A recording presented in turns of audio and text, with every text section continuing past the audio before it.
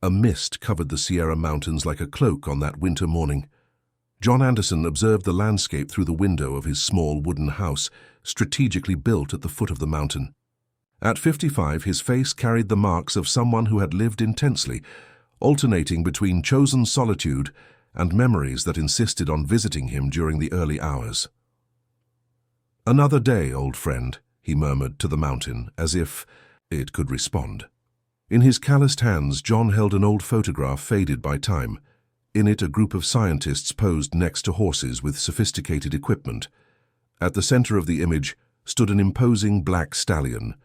John ran his fingers over the image, feeling a nostalgia that ached in his chest. "Where are you now, Shadow?" he questioned the wind, as he carefully stored the photo in a metal box protected by a code. In the town of St. Bend, few knew John's true past. To the local population, he was nothing more than an eccentric retired researcher who preferred the company of mountains to humans. What nobody knew was that John had coordinated one of the most ambitious scientific projects ever secretly developed in America, the Earth Sentinels program. That same morning, 60 miles away in the town of Jordan Fields, Helen Mitchell was finishing packing her suitcase. At 32, the molecular biologist had abandoned a promising international career to return to the United States after receiving a mysterious encrypted message. "Are you sure you don't want to tell me where you're going?" questioned Mark, her fiancé, visibly annoyed. "I've already explained that it's temporary field research," replied Helen, avoiding his gaze. "In a few weeks I'll be back, and we can resume our wedding plans." Mark sighed, frustrated. "Helen, you quit your stable job, cancelled our honeymoon, and now you're disappearing to the countryside with a vague excuse. What's going on?" Helen closed the suitcase with an abrupt movement and finally looked into the man's eyes. "Trust me, please. There are things from my past that I need to resolve." Without giving him a chance for more questioning, Helen took her luggage and left. In the car, as she drove toward the Sierra Mountains, she mentally reviewed the message she had received 3 days earlier. "Star protocol activated. The Colt has returned. Sentinels on alert." To anyone else, it would have been meaningless. Spam. But to Helen it meant that the improbable had happened.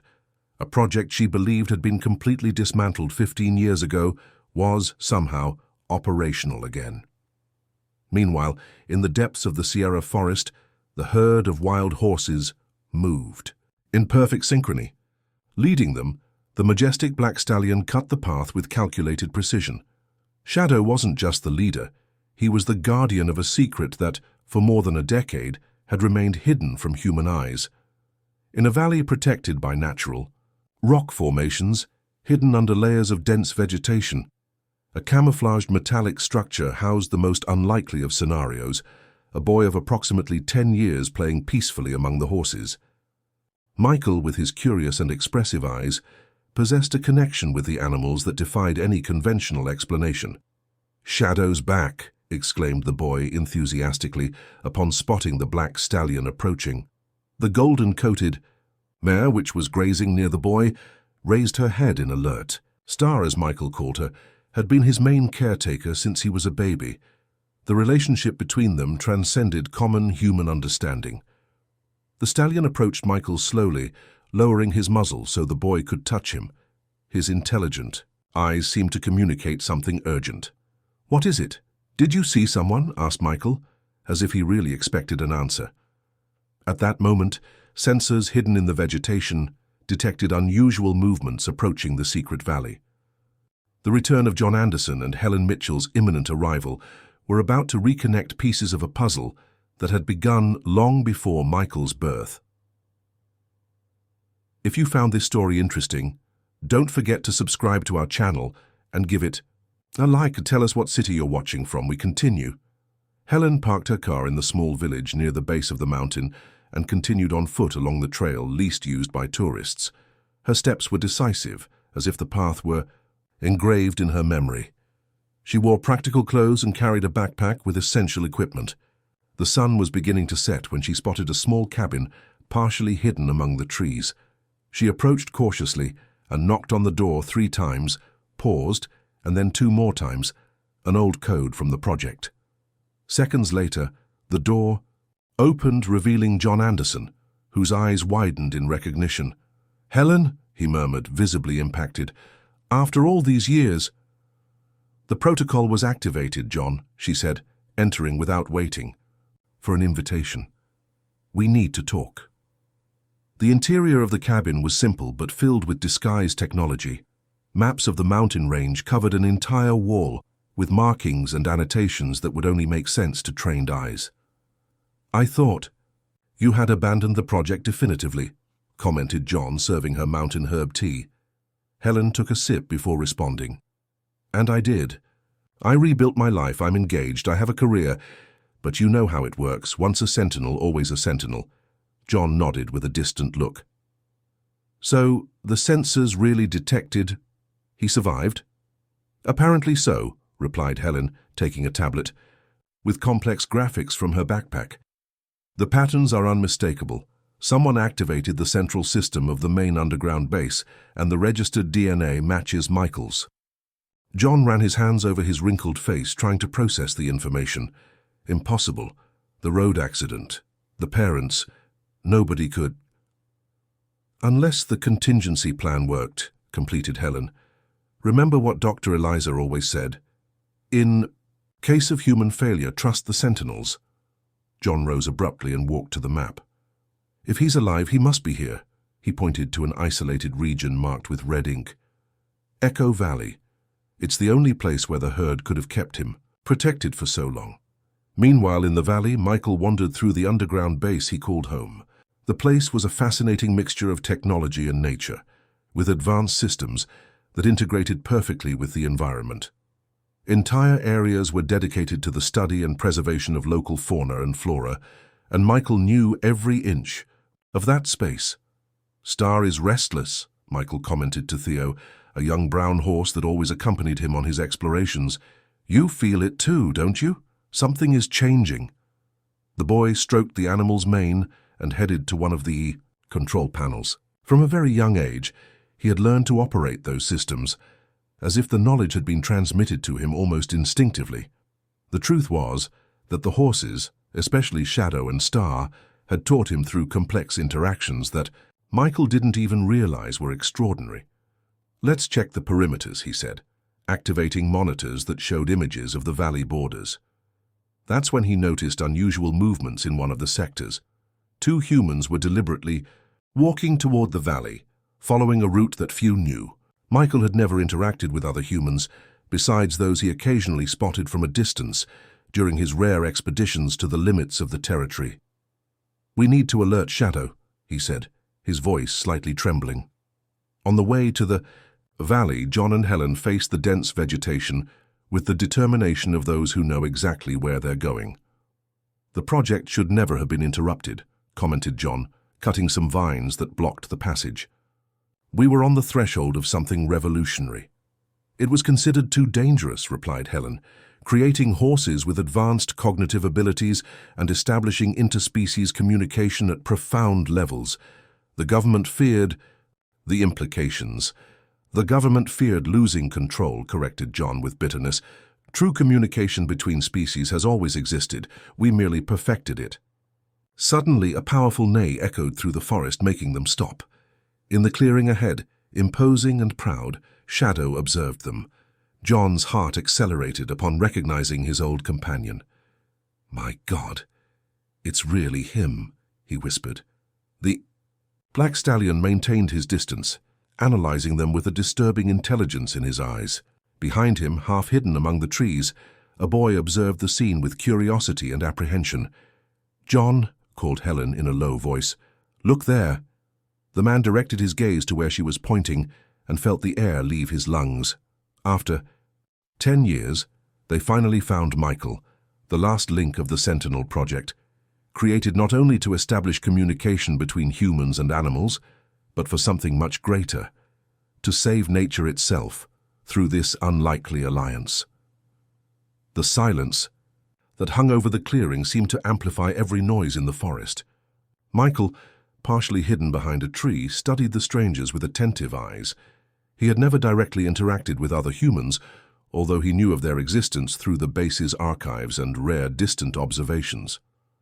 "Don't be afraid," said John, taking a hesitant step toward the boy. Michael instinctively retreated, and Shadow positioned himself protectively between the boy and the visitors, neighing in warning. "He doesn't recognize us, of course," commented Helen, remaining motionless. "To him, we're intruders." John nodded and slowly crouched down to the horse's eye level. With deliberate movements, he took a small metal flute from his pocket and played a short, peculiar melody, the old sound signal used during the Sentinel's training. The effect was immediate. Shadow's ears perked up in attention, and his eyes fixed on John with renewed intensity. The stallion took a few cautious steps toward the man, sniffing the air. "He remembers," whispered Helen, emotional. Michael, noticing the change in Shadow's behavior, cautiously emerged from his hiding place. The boy wore simple clothes, clearly adapted from materials found at the base. His brown hair fell over his curious eyes, and his posture reflected the same pride as the horses he lived with. "Who are you?" he asked, his voice sounding slightly rough, like someone not accustomed to speaking with humans. "I'm John Anderson, and this is Helen Mitchell," replied the man, maintaining a calm tone. "We're old friends of Shadow and Star." The boy's eyes widened in surprise. "You know their names?" he questioned, approaching a bit more. Helen took a step forward, careful not to frighten him. "Michael, we know you too." "A long time ago when you were just a baby." The boy was visibly disturbed to hear his name pronounced by that stranger. He looked at Shadow as if seeking guidance, and the horse, surprisingly, tilted his head in an almost imperceptible gesture. How do you know my name?" John felt his heart tighten. How to explain to a 10-year-old child that he was part of a revolutionary scientific project? That his very existence was intertwined with the future of an initiative abandoned by the government? "It's a long story," he finally said. "Can we talk in a more comfortable place?" Michael hesitated, but something in John's gaze seemed to awaken a distant memory, almost erased by time. After a few seconds of consideration, the boy nodded. "Follow me," he declared, turning to go deeper into the forest. Helen and John exchanged significant looks before following the boy. Shadow flanked the group, remaining vigilant. They walked for almost half an hour through invisible trails that snaked through the dense vegetation. The sun was beginning to set when they finally reached a clearing protected by natural rock formations. In the center of this hidden valley, partially integrated into the landscape, stood the entrance to the underground base, exactly as shown in the original plans of the project. "This is where I live," explained Michael with simplicity, leading them to a camouflaged hatch. When the door opened, revealing the perfectly functional technological interior, Helen couldn't contain an exclamation of astonishment. "Everything is preserved. How is this possible?" Michael shrugged, as if the situation were perfectly normal. "Shadow and the others take care of everything. I just help with the internal systems." John observed the environment, perplexed. The base had been designed to be self-sustainable, with hidden solar panels and water collection systems, but he never imagined it could remain operational for so many years without specialized human intervention. "Michael, have you been operating this equipment alone?" he asked, indicating the control panels and monitors. "I'm not alone," replied the boy, as if the question were absurd. "I have Shadow, Star, and the whole herd. They taught me everything." The response sent chills down Helen's spine. The Sentinel project had achieved much more than its creators had ever imagined. In the central room of the base, Michael activated the lights and main systems with the familiarity of someone born within those walls. Star was already waiting for them inside, along with 2 younger horses. "This is my family," declared the boy with pride. John slowly approached Star, who immediately recognized him, allowing his touch. Helen observed, fascinated, the interaction between the boy and the animals. It was exactly what the project had theorized, but on a much more advanced scale. "Michael," began Helen, carefully choosing her words, "do you know anything about your parents, about how you got here?" The boy's countenance darkened slightly. "Shadow saved me when I was a baby. My parents suffered an accident on the road during a storm, he replied with surprising maturity. There are records in the base archives. I know they were part of something called the Sentinel Project, just like you. John and Helen exchanged surprised looks. The boy knew more than they had imagined. Night fell completely over the Sierra Mountains, enveloping the valley in deep shadows only softened by the internal lights of the base. Michael had prepared a simple meal with fruits, roots, and preserved foods he kept stocked. While they ate, John couldn't take his eyes off the boy who, despite his unusual upbringing, demonstrated impeccable manners. "How did you learn to speak so well, Michael?" asked Helen, breaking the contemplative silence. The boy smiled, looking lovingly at Star, who remained lying in a nearby corner. "The base has many educational videos, and they eat horses. They taught me in their way," he replied, taking a spoon to his mouth. "Especially Star. She has a special way of showing how things work." John nodded, well aware of the extraordinary capacity of the project's horses. "Michael, you mentioned that you know about your parents and the Sentinel Project," he commented cautiously. "What exactly did the records tell you?" The boy set down his utensils and looked directly at the two adults. There was a disturbing intensity in his eyes, as if they carried knowledge far beyond his age. "I know that my parents were scientists. Edward and Eliza Ramirez," he began with a firm voice. "They worked on a secret project that sought to develop advanced communication between humans and animals. I know that when I was born, they were planning to take me to see the project headquarters, but there was an accident on the road during a storm." Helen swallowed hard, impressed with the accuracy of the information. "Do you know why Shadow saved you?" she questioned, testing the limits of the boy's knowledge. Michael shrugged, as if the answer were obvious. He was programmed to do so. All the Sentinels were. The cult protocol determined that in case of an emergency involving descendants of project members, the horses should protect them at all costs. John almost choked on the water he was drinking. The information was correct, but it was classified at the highest security levels of the project. "Michael, the archives of this base are very complete," he commented, trying to disguise his astonishment. "Not all are accessible," the boy promptly replied. "Some sectors remain blocked, even after all these years. There are entire rooms I've never been able to open." Helen stood up and walked to the main control panels, observing the systems still functioning.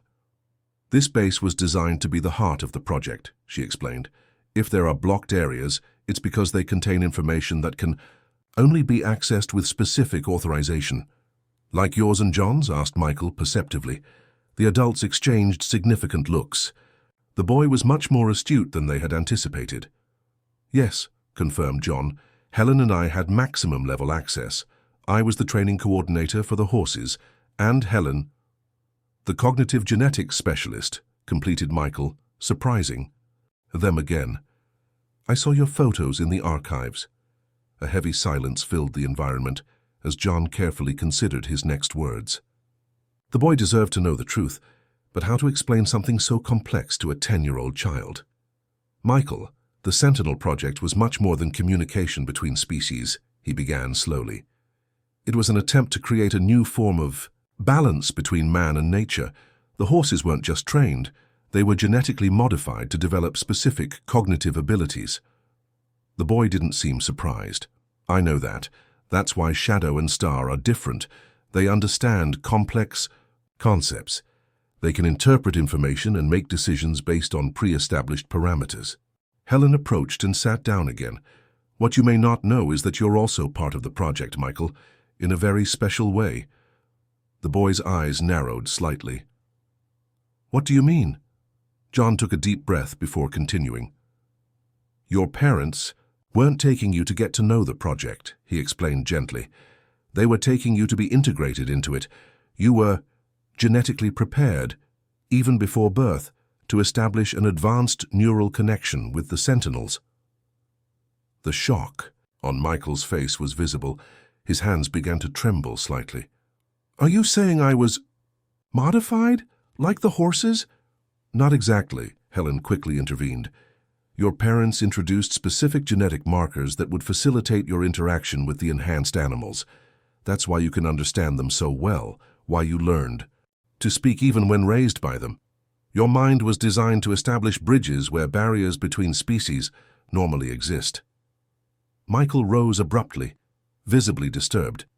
He walked to Star and buried his fingers in the golden mane of the mare, as if seeking comfort.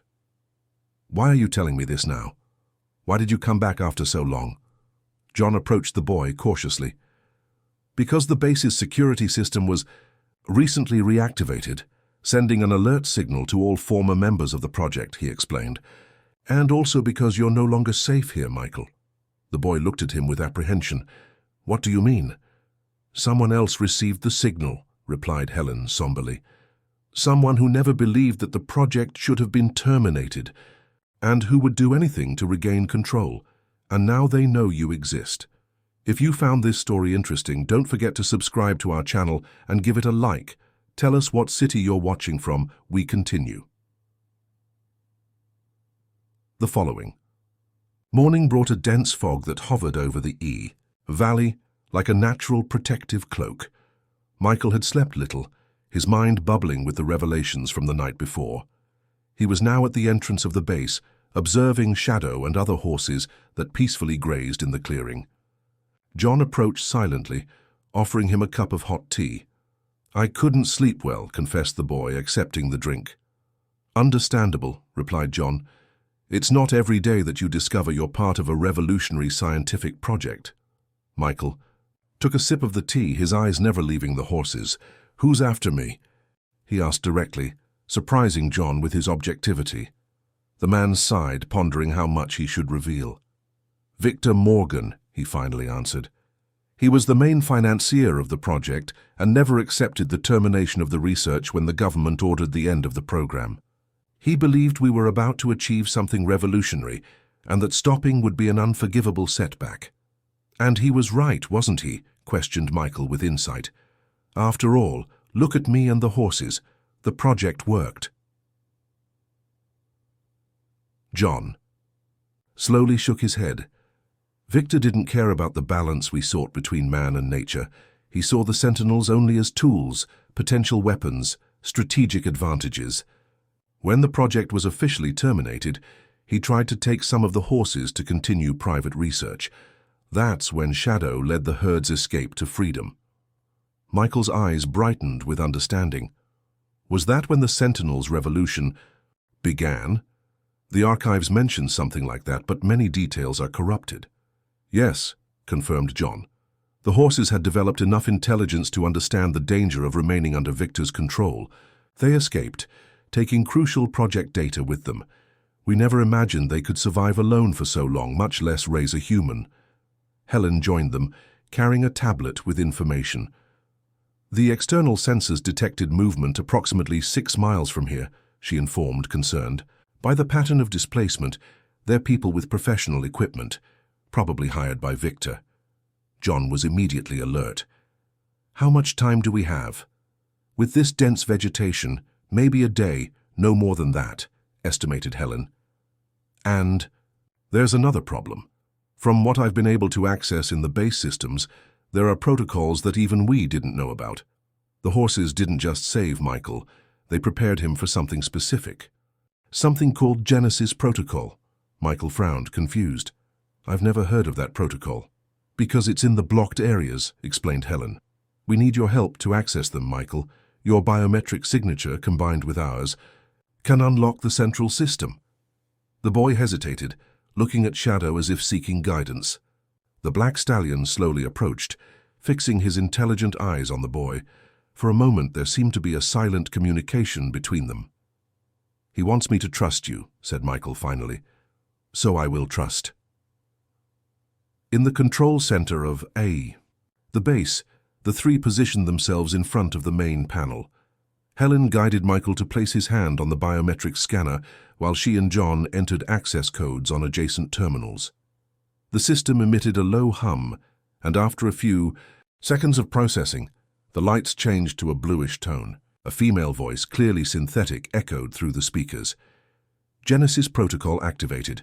Welcome Michael Ramirez, son of Eliza and Edward. Recognition of John Anderson and Helen Mitchell confirmed. Initiating revelation sequence.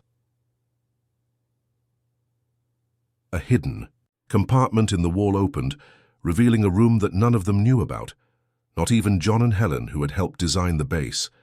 In the center of this new environment, a three-dimensional hologram showed the complete map of the Sierra Mountains, with various bright points scattered throughout the region.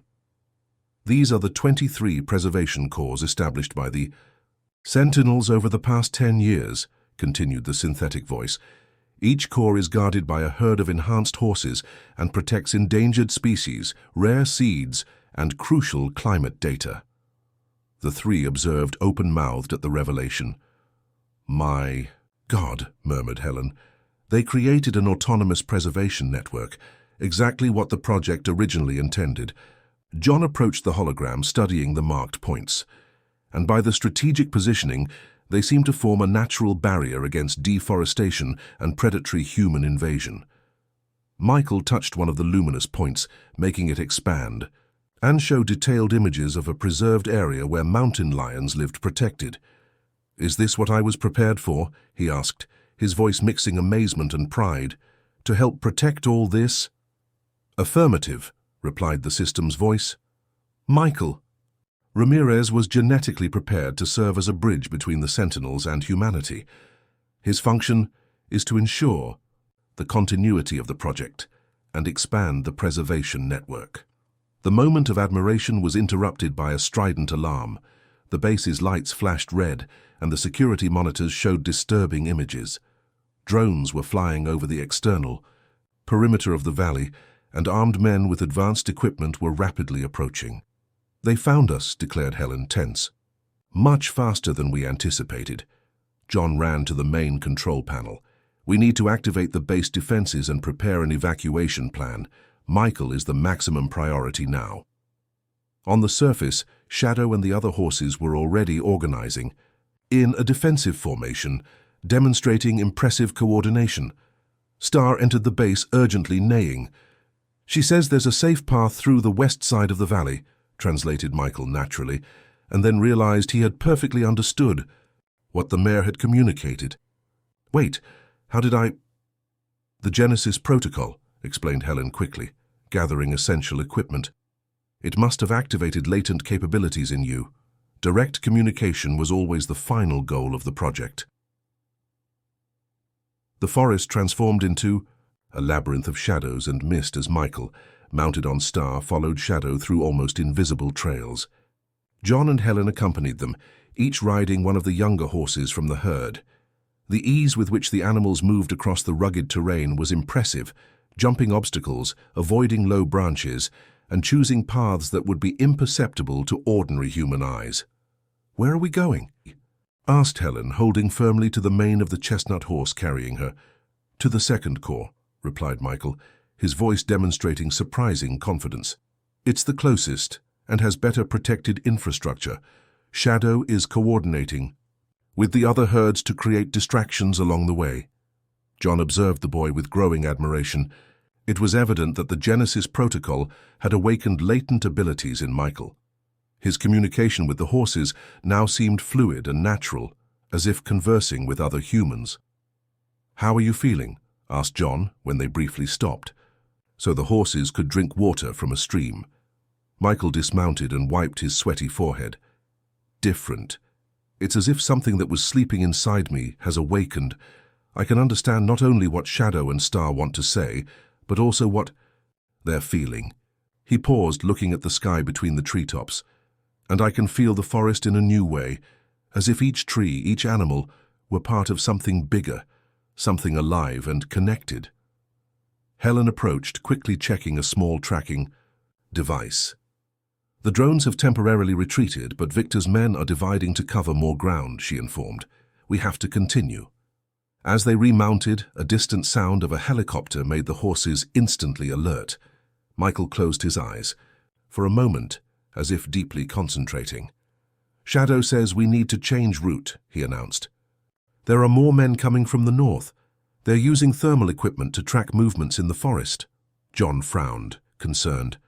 How does he know about thermal equipment?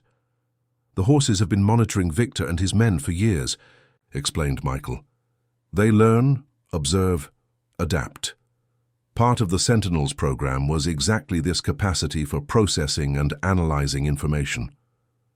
They followed an even more difficult path, descending steep slopes and crossing rocky streams. At a certain point, Shadow led them behind a waterfall, revealing a hidden passage that led to a system of natural caves. "Amazing," murmured Helen, observing the rock formations illuminated by filtered light entering through small openings in the cave ceiling. Not even in the original maps of the region were these caves recorded. "The Sentinels have mapped the entire mountain range over the past 10 years, commented Michael with pride. "They know every inch of this territory." John dismounted to examine surprisingly sophisticated markings on the cave walls, symbols that seemed to form a navigation system. "They created their own written language?" he asked, amazed. Michael smiled, touching the symbols with familiarity. "Not exactly written. They're tactile and olfactory markings. The horses perceive them mainly by smell and texture, but I learned to recognize the patterns visually." They continued through the cave system for almost an hour, finally emerging in a smaller and more hidden valley than the first. There, a structure similar to the previous base, though smaller, was perfectly integrated into the mountainside. As they approached, they were greeted by another herd of horses, these clearly serving as sentinels, strategically positioned around the perimeter. A grey-coated stallion approached, exchanging signals with Shadow. "This is Wind," introduced Michael. "He's the leader of this corps and—" The boy suddenly stopped, his eyes widening in surprise. "And he says we're not alone. There's another human here." The three exchanged concerned looks, fearing that Victor had already reached this refuge as well. Cautiously, they approached the base entrance. The door opened before they could even identify themselves, revealing a figure that left Helen paralyzed with shock. "Mark?" she stammered, recognizing her fiancé. The man advanced slowly, his face a mask of conflicting emotions: relief, anger, confusion. "3 days. Helen," he said, his voice trembling. "You disappear for 3 days without explanation, and when I finally decide to track your car, I find this." He gestured broadly to the base and the horses around. John positioned himself protectively near Michael, while Helen tried to process the situation. "How did you find me? How did you get here?" Mark gave a dry laugh without humor. "I'm a security systems developer, remember? I installed a tracker in your car after the last time you mysteriously disappeared. I followed the signal to where the road ended and—" He paused, looking at the horses with a mixture of fascination and disturbance. "I was found by them. One of them practically escorted me here." Helen looked at Shadow, who maintained a vigilant posture. "Why did you bring him?" she asked directly to the stallion, still trying to get used to the idea that she could really communicate with him. It was Michael who answered. "Shadow says he was tested and approved. He seemed genuinely concerned about you and didn't show hostility when approached by the horses." Mark looked at the boy with evident surprise. "Who are you? How can you know what a horse is thinking?" Before Michael could respond, the base's security system emitted a sound alert. Everyone turned to the external monitors, which showed disturbing images. 3 helicopters were flying over the region in search formation, and all-terrain vehicles were approaching through the most difficult mountain accesses. "Victor," murmured John. "He's mobilized impressive resources this time." Helen turned to Mark, urgency clear in her voice. "We need to talk, and quickly, but not here, not now. We're all in danger." Michael was already at the control panels, activating defensive systems with the proficiency of someone born for this. "We have less than 2 hours before they triangulate our exact position," informed the boy. "We need to move to the main core. Here's our only chance." The main core was not what any of them expected. After 6 exhausting hours of journey through the most remote paths of the Sierra Mountains, Shadow led them to what appeared to be an impassable cliff. Michael dismounted from Star and approached the rock wall, touching it at specific points, while whispering something that sounded like a code. Before the astonished gazes of Helen, John, and Mark, an entire section of the rock slid sideways, revealing a wide and technologically advanced entrance. "How is this possible?" murmured Mark, still trying to assimilate everything Helen had explained to him during the journey. The engineering necessary for this. It was developed by the system itself, explained Michael, leading Star into the passage. The Sentinels had a decade to perfect the infrastructure, using resources and knowledge accumulated from the original project. The interior left everyone speechless. While the previous bases were fundamentally functional, this was a masterpiece of integration between technology and nature. Natural light filtered through strategically positioned openings in the rocky ceiling, feeding an impressive variety of plants growing in vertical hydroponic systems. Sophisticated control panels were perfectly incorporated into the natural rock formations, and an internal waterfall not only beautified the environment, but also generated energy through an almost invisible turbine system. "This is revolutionary," declared John, turning slowly to absorb every detail. "None of us imagined that the project could evolve so much autonomously." Helen approached one of the main panels, studying the displayed data. "It's more than we imagined," she said, her voice trembling with emotion. "We're not just talking about environmental preservation or interspecies communication. They've created a completely new model of sustainable coexistence." Michael went directly to the center of the complex, where a three-dimensional hologram of the Sierra Mountains slowly rotated, much more detailed than the previous one. Multicolored points indicated the different cores and their respective statuses. "We need to activate the SHIELD protocol," announced the boy, with surprising authority for his age. "It's our only chance against Victor." Mark, who until then had been observing everything with a mixture of amazement and skepticism, approached Helen. "I still can't believe you were part of something like this and never told me," he said, the hurt evident in his voice. Helen touched his face gently. "It was classified at the highest level, Mark. I signed confidentiality contracts that would punish not only me but anyone to whom I revealed the information. I was protecting you." "Protecting me from what?" "Exactly," he questioned. "From Victor Morgan," replied John, approaching. "The man who initially financed the project and who is now willing to do anything to regain control. He sees the Sentinels as property, as resources to be exploited." The lights of the complex suddenly flickered, and a discreet alarm began to sound. Shadow neighed, apparently communicating something urgent to Michael. "They've located the core," translated the boy, already running to the central control panel. "They're less than 3 miles away." John and Helen immediately assumed positions at other terminals, accessing the defense systems with their old codes, surprisingly still valid. Mark, feeling powerless amidst that coordinated operation, approached Michael. "How can I help?" he asked, determined. "I'm a security systems specialist." Michael looked at him for an instant, evaluating him, then indicated an adjacent terminal. "We need to reinforce the firewall against digital invasions. Victor will probably try to hack our systems before attempting a physical invasion." The following minutes were of intense activity. While the humans worked on the internal systems, the horses organized themselves strategically. Shadow led the external defense, positioning Sentinels at critical points of the perimeter. "Impressive, their coordination," commented Mark, observing the precise movements of the animals through the monitors. "It's not just training," explained Helen. "The project horses have a unique capacity for network communication. They can share information instantly among themselves, like a distributed neural system." The external monitors showed disturbing images. 3 helicopters now hovered at a safe distance, and dozens of men equipped with advanced military technology were approaching from different angles. "He brought a small army this time," murmured John, concerned. That's when the complex's speakers crackled, and a male voice, smooth but authoritative, filled the environment. "John, Helen, what a pleasure to meet you again after so many years," said Victor Morgan, his voice conveying false cordiality.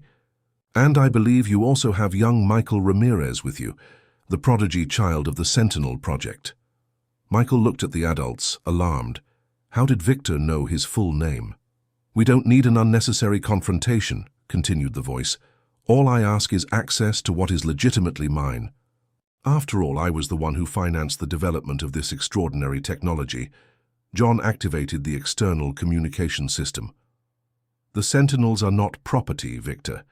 They are sentient beings with their own rights. The project always aimed for partnership, not exploitation. Victor's laugh echoed through the system. Always the idealist, John. But let's get to the facts. I have governmental authorization to retake control of the project. Official documents that declare the Sentinels as intellectual property of my company. Resisting will only make everything more difficult for you and for the animals. Helen exchanged concerned looks with John. Was it possible that Victor had actually obtained such authorization? It was Michael who took the initiative, surprising everyone. "Show the authorization, Mr. Morgan," said the boy with impressive maturity. "If it's legitimate, the central system can verify it." A momentary silence followed, then. "Intelligent." "As expected from Edward and Eliza's son," replied Victor, genuine admiration in his voice. "Very well. I'm sending the documents to your systems now." Mark at the security terminal confirmed reception of the files, isolating them in a secure environment before allowing their visualization. "They're sophisticated forgeries," he announced, after a few minutes of analysis. "Good enough to deceive a superficial verification, but with inconsistencies in metadata and digital signatures." Michael smiled, an expression of determination forming on his young face. "Thank you for the confirmation. Mr. Morgan," he spoke into the communicator, "you've just given us the legal justification to activate the SHIELD protocol." Before Victor could respond, Michael entered complex commands into the central system. Instantly, the hologram showed synchronized activation in all 23 cores, scattered throughout the mountain range. "What's happening?" asked Helen, observing fascinated the cascade of data on the monitors. "The true purpose of the Sentinel project," replied Michael, as the lights of the complex changed to a deep blue tone.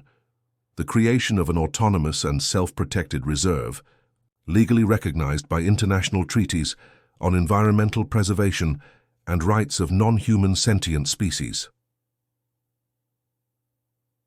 The dawn in the Sierra Mountains presented a completely different scenario than the day before. The helicopters and armed men had withdrawn during the night after a series of official communications that came directly from the highest levels of government and international environmental protection agencies. Michael, John, Helen and Mark observed the sunrise from the main entrance of the complex, accompanied by Shadow and Star. The contemplative silence was broken by the boy.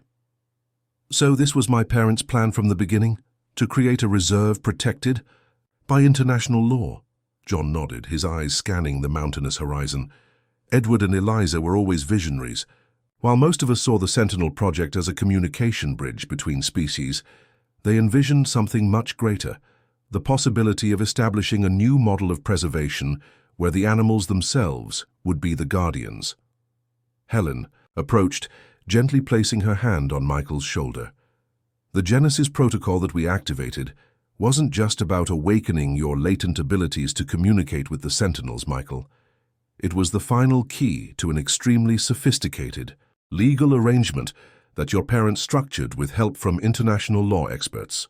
The protocol activation automatically sent digital petitions to dozens of environmental organizations and international courts," explained Mark, who had spent the night analyzing the complex's systems, "including irrefutable proof of the advanced sentience of the Sentinels and the existence of a functional bio-network of preservation."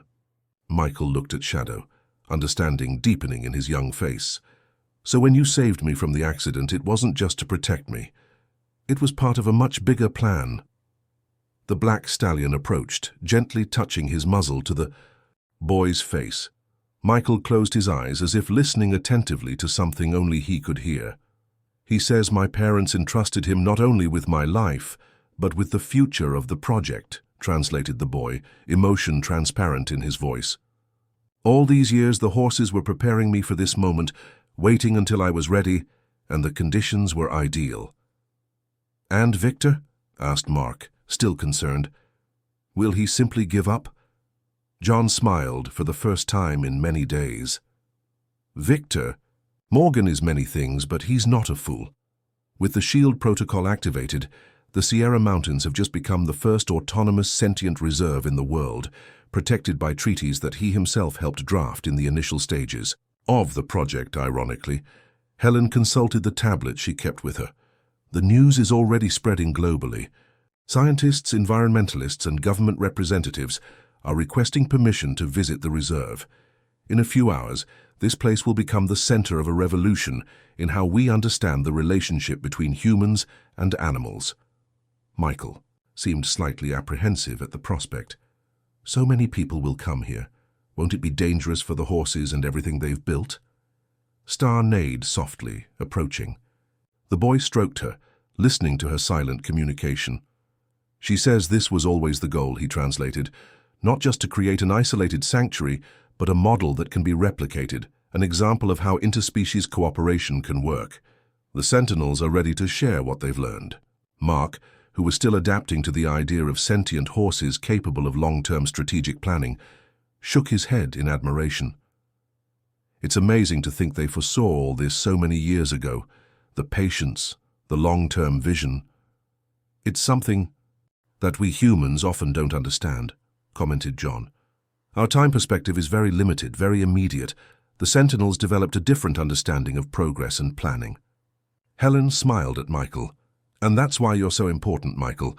You're the bridge raised by both human care and that of the Sentinels. You understand both worlds. The complex's communication system emitted a soft alert, indicating an incoming transmission. On the main screen appeared the image of a grey-haired man with a serious but not hostile expression. "Victor," murmured John, instinctively tensing. Michael, however, calmly walked to the communication panel and accepted the call. "Michael." "Ramirez," began Victor Morgan, studying the boy with evident interest. "I must admit I was completely outmaneuvered. Your father would be very proud." "It wasn't just my merit," replied Michael with simplicity. "It was a joint effort of all the Sentinels, of John, Helen, and even yours indirectly." Victor raised his eyebrows, surprised. "Mine?" "Mr. Morgan provided the initial funding that allowed the project to exist," explained the boy. "Regardless of your later intentions, that makes you part of this story." A brief silence followed as Victor seemed to ponder the boy's words. "I suppose." "You're right," he finally conceded. "And now, what do you intend to do with this autonomous sentient reserve?" It was John who answered, approaching Michael. "What we always intended to do, Victor. Create a sustainable preservation model that can be replicated globally. The difference is that now, with the established legal status, we can do it openly, with international collaboration." "And the Sentinels, will they maintain exclusive control?" asked Victor, a trace of his old ambition still present in his voice. "The Sentinels will be partners, not objects of control," replied Helen firmly. "The reserve's management board will include human representatives and equine representatives, with Michael acting as the official interpreter. A true interspecies governance." Victor seemed genuinely impressed. "Ambitious, revolutionary, actually." He paused, as if making an important decision. "I have resources that could contribute significantly to this project, without any attempt at control. Consider it a peace offering." Michael exchanged looks with Shadow before responding. "We'll accept your collaboration, Mr. Morgan, as long as you fully respect the autonomy of the Sentinels and the reserve's protocols." The following week passed in a whirlwind of activities. Delegations of scientists, environmental organizations, and government representatives visited the main complex, always in small groups and carefully monitored. The story of the Sentinels and the boy raised by horses captured the global imagination, becoming a powerful symbol of hope in times of environmental crisis. For Michael, however, the most significant moment came on a quiet afternoon when he finally gained full access to his parents' personal archives. Among videos, notes, and never-sent letters, he found a message specifically addressed to him, recorded days before the accident. In the recording, Edward and Eliza Ramirez spoke lovingly about their hopes for their son and for the project. Their last words remained engraved in Michael's heart. "We know that the paths we planned may not materialize exactly as we imagined, son, but we trust the Sentinels, we trust nature, and above all, we trust you. Never forget, True communication isn't just in words or technology, but in the ability to truly see the other as an equal, regardless of species. This is the legacy we hope to leave through you. On top of a cliff that offered a view of almost the entire expanse of the Sierra Mountains, Michael sat in silence, accompanied by Shadow, Star, John, Helen, and Mark. The sunset tinged the sky in shades of orange and purple, while at their feet, invisible to untrained eyes, the 23 cores of the Sentinel Reserve pulsed in harmony, consolidating a new chapter in the history of coexistence between humans and nature. "I think I now understand what my parents meant," said Michael, breaking the contemplative silence. "It's not just about preservation or interspecies communication. It's about recognizing that we're part of something bigger, something that transcends our differences." John smiled, observing the horizon where new possibilities were being drawn, as vast and promising as the mountains stretching before them. If you found this story interesting, don't forget to subscribe to our channel and give it a like. Tell us what city you're viewing us from.